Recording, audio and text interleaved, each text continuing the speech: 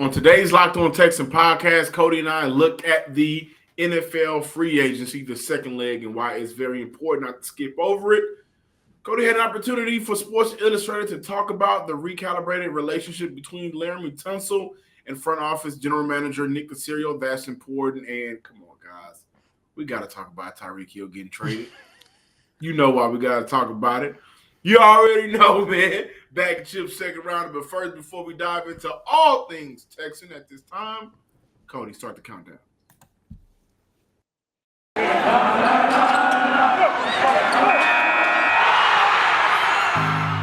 You are Locked On Texans, your daily Houston Texans podcast. Part of the Locked On Podcast Network, your team every day.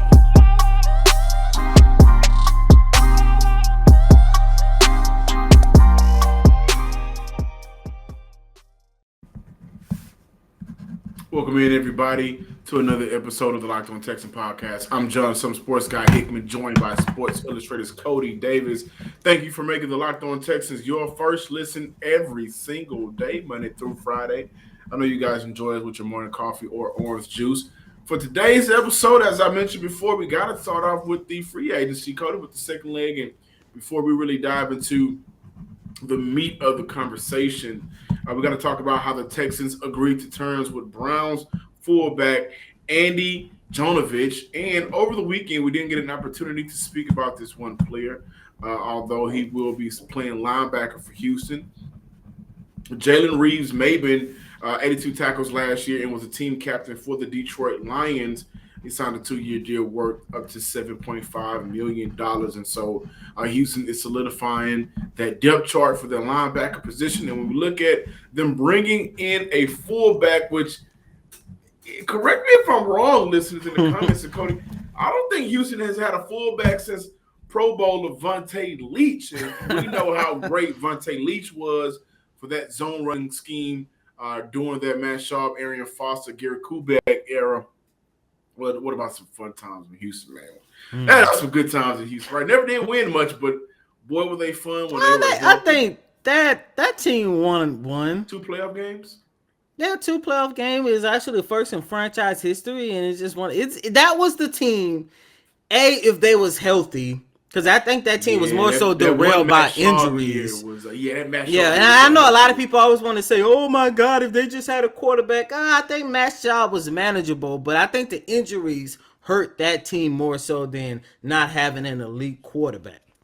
In my opinion, at least. I agree, but I also would say one thing Houston fails to do time and time again, and I pinpoint one move if they would have made, that probably would have helped change where they are right now. They are terrible at bringing in free agents here to the city of Houston.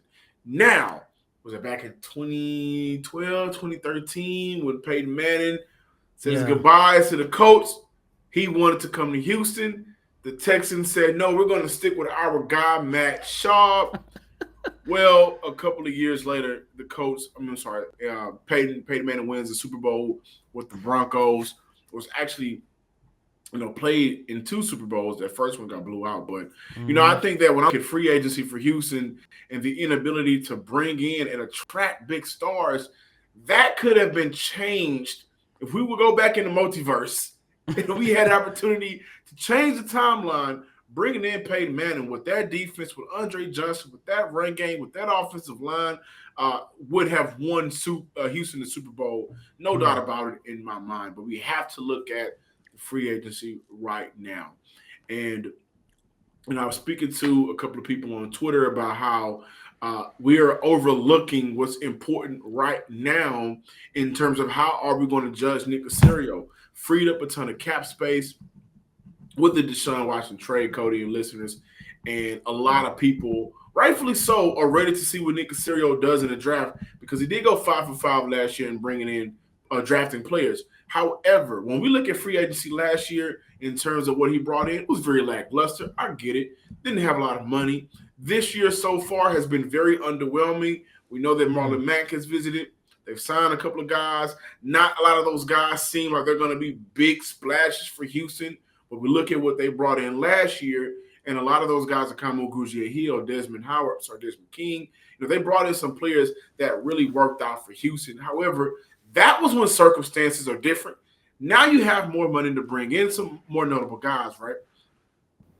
Well, I'm not really going to go as far as to say the Texans are making a mistake by looking ahead to the NFL draft. But, John, what I would say to your point, when you go back and you take a look at what Nick Caserio had to say at the press conference on Saturday, when you go back and you listen to what Caserio and Lovie Smith had to say during the NFL Combine earlier this month, the biggest thing that you can take away from each one of those press conferences is the fact that this is an organization that is focused on the future. And I do not see the Texans benefiting from signing an established player for their rebuild as of right now, only due to the fact that if you bring in a guy, let's say for the sake of this argument, Malcolm Butler, before he signed with the New England Patriots, he was a guy that was on the Texans' radar. But Malcolm Butler, as of right now, is 32 years old. And if we are being 100%, we think at best the Texans are 2, maybe 3 years away from appearing in the playoffs again.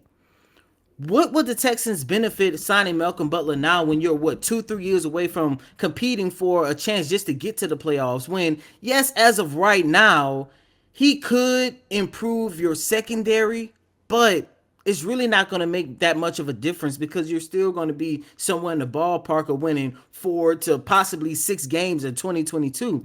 And another thing I want to bring up in terms of why the Texans are not spending money in free agency. We just had Big Sarge on here on yesterday, and if you guys did not have an opportunity to do so, please be sure to check out that episode. And Sarge made a really good point. This is an organization, yes, things look better as of right now compared to how bad things looked last year, but when players leave this organization, they talk about this organization. And as of right now, the Houston Texans do not have a good reputation around the NFL. And that is something that they are reaping the benefit from. So when you take a look at the fact that this is a team that is not ready to compete for the playoffs, hopefully I'm wrong about that, and maybe they are. But when you take a look at the reality of the situation, they're not competing for the playoffs right now.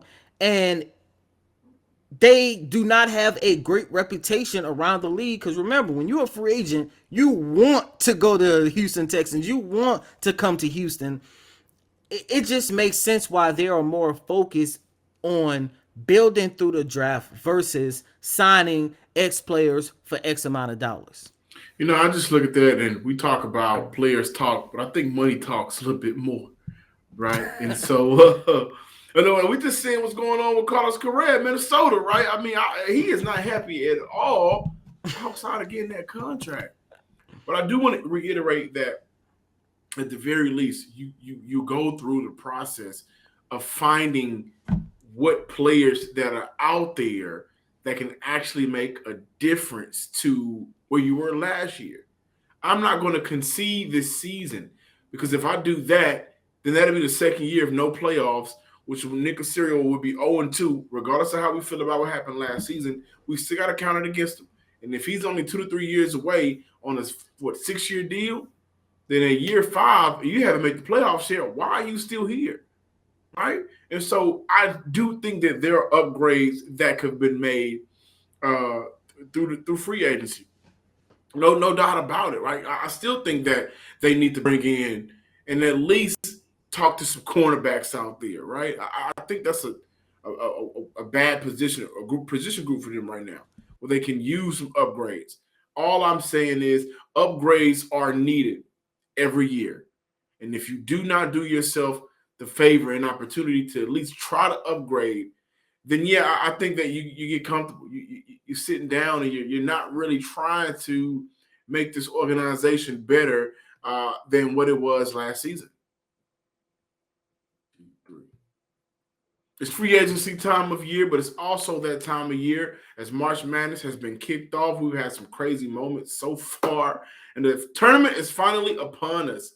But from all of the latest odds, the contests, and player props, BetOnline.net is your number one source for all of your sports betting needs and info. BetOnline remains the best spot for all your scores, podcasts, and news throughout the season. And it's not just basketball.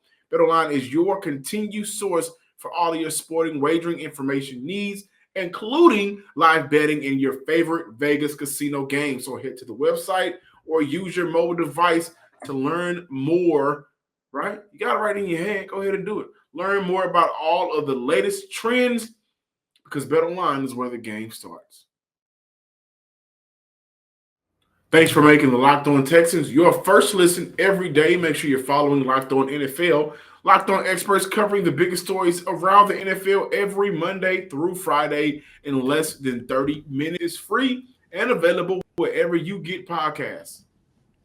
And we are back, ladies and gentlemen, with this Thursday installment of Locked On Texans, which means, hopefully, if he is free, we will have Brandon K. Scott from Sports Radio 610 on tomorrow as we discuss, of course, the trade of Deshaun Watson, get his thoughts on the trade and what the Houston Texans should do now that they actually have more draft picks. But, ladies and gentlemen, as we continue with this Thursday installment of Locked On Texans, we just finished talking about in the first segment how, the Texans are not spending big money in free agency.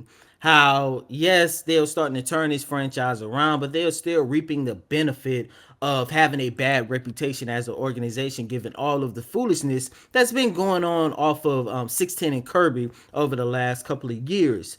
But, John, listeners and viewers, if people would like to see some type of silver lining to let you know that the Houston Texans are trending in the right direction, all they have to do is look at this situation that's going on with Laremy Tunsil.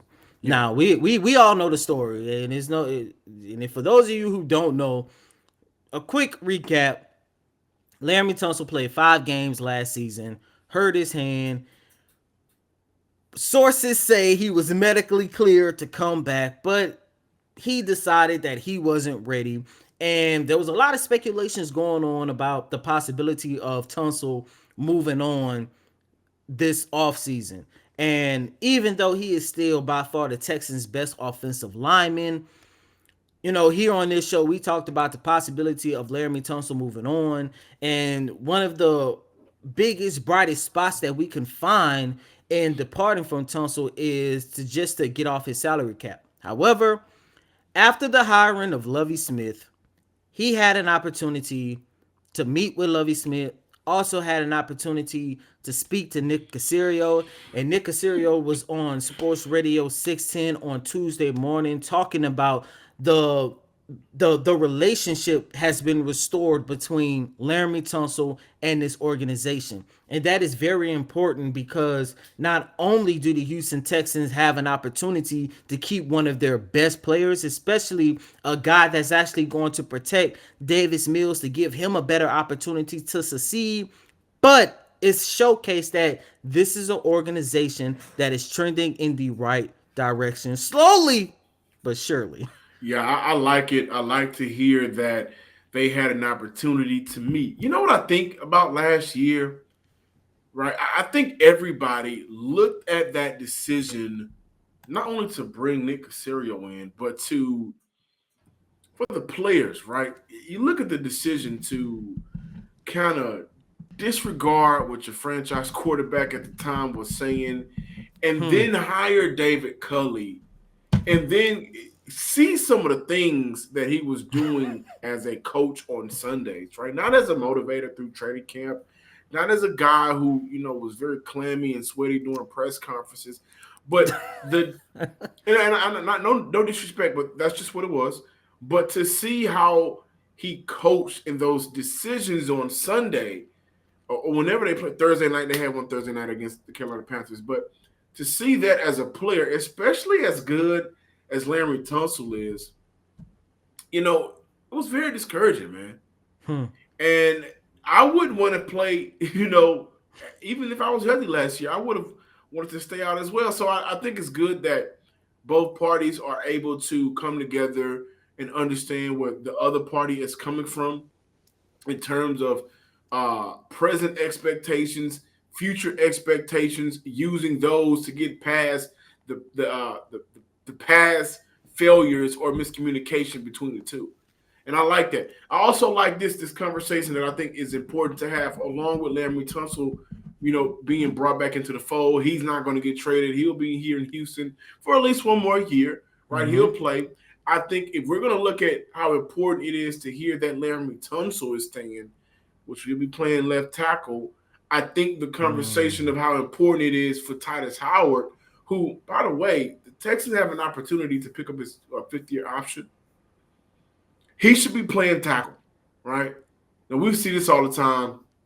The conversations on Twitter, the conversations you and I may have with a Brian Bearfield, Big Sarge, Brandon Scott, or whoever we may talk to on and off the screen, he needs to be playing tackle.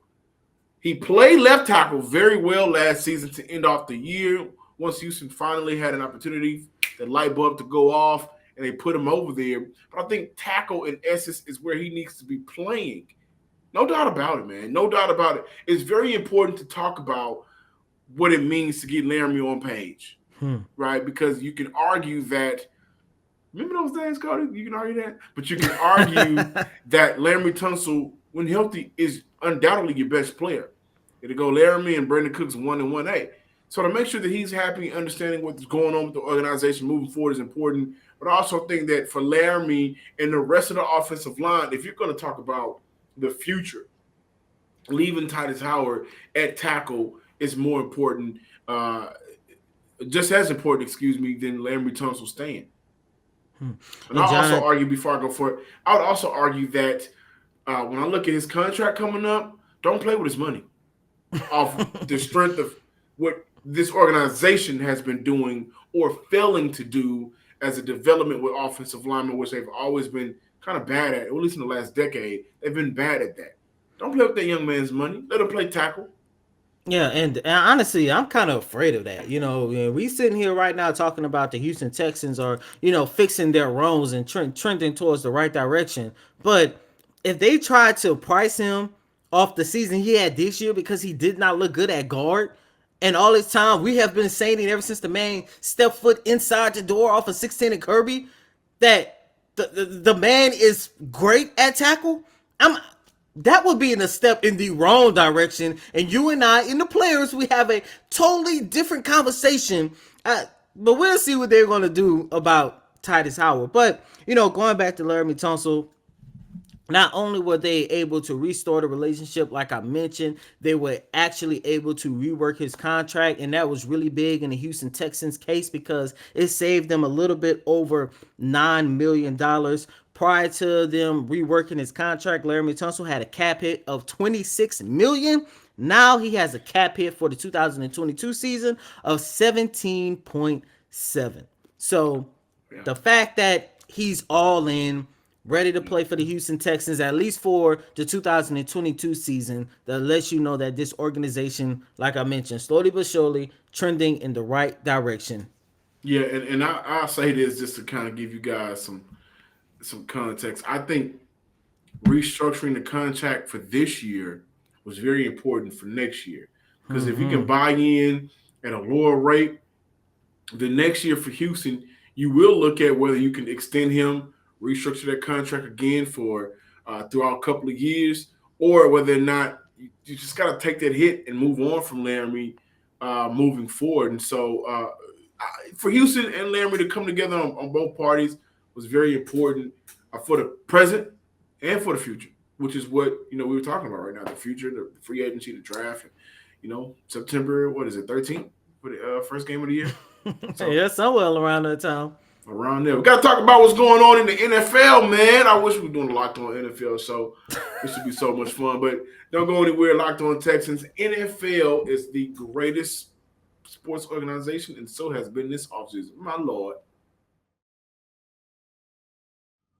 Thanks for making Locked On Texans your first listen every day. Now make sure you're listening to the Locked On NFL Draft Show with Ryan Tracy and former NFL cornerback Eric Crocker. They bring the NFL Draft to life every day with insight and analysis on college football prospects and NFL front offices. It's free and available wherever you get your podcast.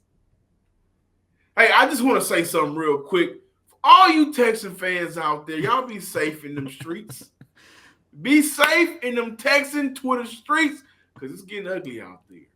I pray for you. Pray for your safety. We're going to talk about some more NFL news that will, affect the Houston Texans moving forward.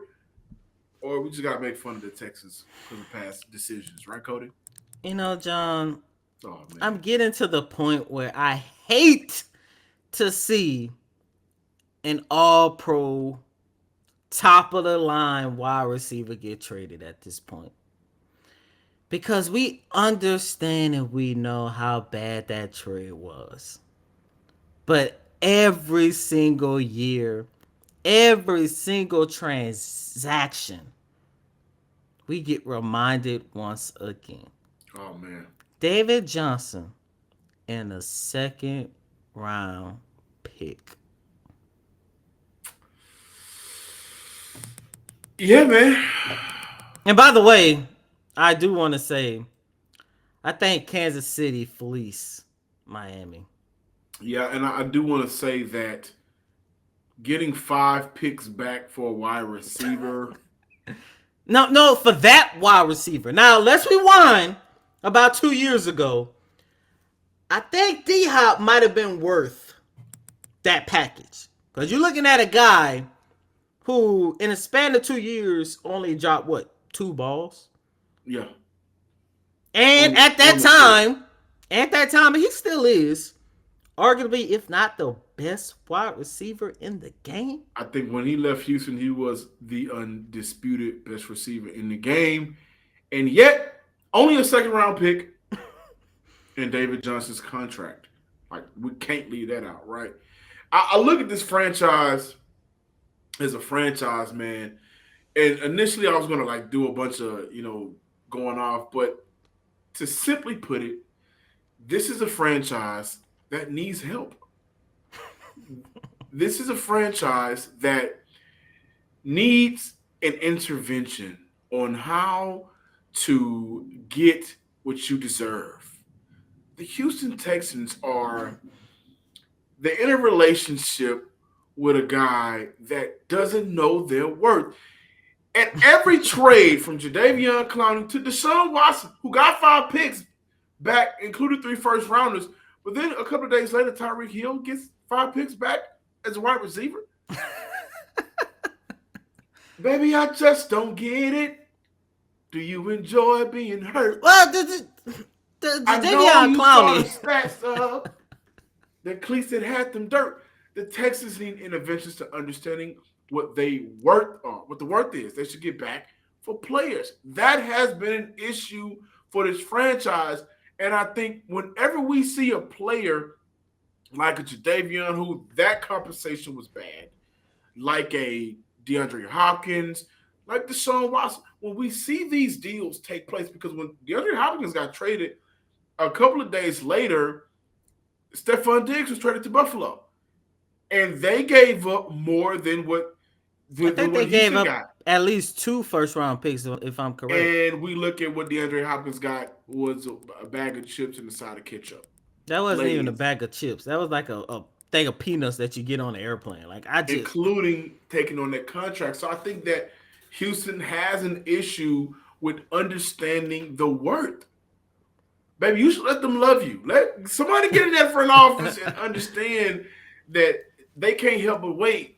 I'm naming all these songs that some of y'all may not know, but we do want to transition over to a little bit of NFL news. We know that Matt Ryan will be Indianapolis coach, and I think that will turn out fairly good for Matt Ryan. Also has Jonathan Taylor. I forgot the crazy stat it was, but whenever a running back rushes for over 100 yards, Matt Ryan's winning percentage is through the roof. But now let's turn our focus to Baker Mayfield. Cody, do you think that Baker should have been included in the trade package to Houston? I want to say yes. One, only because they ain't getting no other player back in return, so why not take a shot at Baker Mayfield? But two, and most importantly, I think, once again, every time we talk about Davis Mills, I always got to put this disclaimer out. We are part of the Davis Mills train. We believe in that young man. We want to see Davis Mills succeed and take this organization to places they ain't never been, hopefully. But knowing what we know and what we saw out of Davis Mills, there is still that, is he the franchise quarterback for this organization beyond the 2022 season? And if he's not, I don't think the Houston Texans would have lost a lot if they would have taken back Baker Mayfield and creating some type of quarterback competition between the two. And with that being said, yes, I understand that Baker Mayfield's entering the final year of his rookie contract, and whatever team takes on Mayfield will have to come to the realization that they're going to be the team that decides whether or not to offer him the, I'm not going to say max contract, because of course Deshaun Watson reset the market on that, but give him a contract that is worth being the franchise quarterback. I like, and to me, John, listeners and viewers, and John, you know this, I've always believed in Baker Mayfield. I always thought that he can be not a top tier quarterback like a Deshaun, like a Patrick Mahomes, but I really think at best he could have been, let's say, Matt Ryan during his heyday with the Atlanta Falcons, where, you know, he's not a quarterback that's going to blow you out of his seat, but he is still a franchise quarterback. And that was just me. You remember, John, you and I been recording and doing podcasts way back in college at our days at Lamar University. And in college, I thought Baker Mayfield was going to be that guy. And the guy that I thought I was going to see, I only saw him for what? A year and a half. What was the end of his rookie season? And of course, the 2020 season, you know, when he took the Cleveland Browns to the playoffs and, you know, got them, I think, to the divisional round, if I'm not mistaken. But I think Baker, at the end of the day, just needs to be in a great situation. Then with that being said, would Houston be a great situation for him? Nah, we look at I think we had a comment Lovie Smith had about bringing in a veteran quarterback. He wouldn't have been Baker Mayfield. They would have to pay him, I think, roughly about $18 million this year. They got Yeah, that 50-year got that contract. 5th-year contract. That's way too much money for a franchise that has a quarterback that has shown promise, and for a franchise after next year, what are you going to actually do with Baker Mayfield, right? Exactly. You keep him here in Texas. This is where he's from. So he'll be playing not too far from the crib, which is a great story. But, you know, I still think Baker could be somewhat of a good quarterback. I'm still a Baker Mayfield fan. I've been down on him a lot after last year, but he did take the Cleveland Browns to the playoffs after how many absent years. And so when you look at that, that's worth something. I just don't know where he'd go at this point. And I know, think that's right? a great conversation for Cleveland to have. But no, I'm glad they didn't take him on in that trade. My final thoughts. Like I said, I don't really know. By the way, I think it's kind of ironic that, you know, Cleveland say they wanted a grown-up quarterback and they ended up with Deshaun Watson. You know, I mean, I'm not saying he guilty or innocent, but, you know, no grown-up gonna get themselves in that type of position to begin with. So, like you said, John, that's a problem for Cleveland now. It is. Thank you for checking out the Locked On Texas podcast, part of the Locked On Podcast Network. Make sure you're following us on Twitter at Locked On Texas. Hey, follow me on Twitter at John_Hickman12. I interact. You know, I like to have a lot of fun, and also make sure you're subscribing to the Locked On Texas podcast on YouTube as well. And as always, I'm your host, Cody Davis. Please remember to follow me on Twitter at CodyDavis_24. Once again, that's Cody, COTYDAVIS_24. Until next time, ladies and gentlemen, peace. The city of New York just waived the COVID ban. We're getting Kyrie for the basketball playoffs, baby. Now that is what I'm happy about.